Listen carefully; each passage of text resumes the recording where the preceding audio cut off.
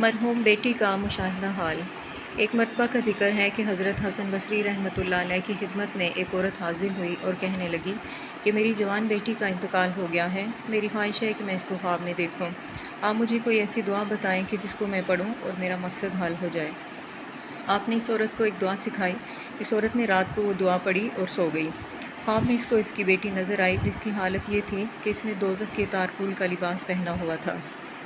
उसके हाथों में जंजीरें और पाँव में बेड़ियाँ थीं।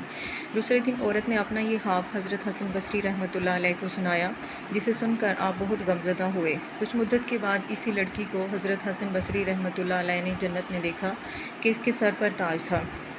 वो लड़की आपसे कहने लगी, आप मुझे पहचानते हैं?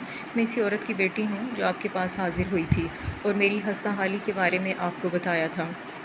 आपने इस लड़की से पूछा कि तेरी हालत में ये तब्दीली कैसे वाक़या हुई। लड़की ने बताया कि इस कब्रिस्तान के नज़दीक से एक नेक शख्स गुज़रा और उसने हुज़ूर नबी करीम सल्लल्लाहु अलैहि वसल्लम पर दुरूद पाक पढ़ा। इसके दुरूद पाक पढ़ने की बरकत से हम 500 कब्र वालों से अल्लाह ताला ने अज़ाब उठा लिया।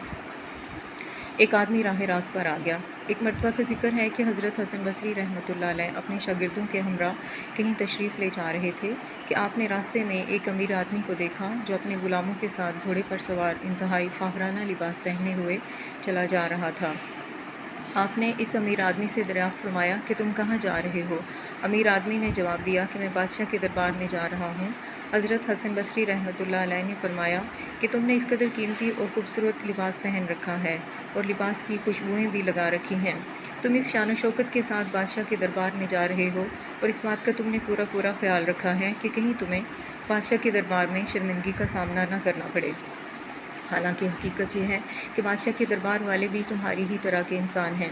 अब तुम खुद ही सोचो कि कल क़यामत के दिन अल्लाह ताला के दरबार में, जहाँ पर बड़े बड़े जलीलुल कदर अंबिया इकराम और अज़ीमुल मर्तबत बरगज़ीदा हस्तियाँ मौजूद होंगी, तुम अपने गुनाहों की गंदगी की वजह से शर्मिंदा न होगे।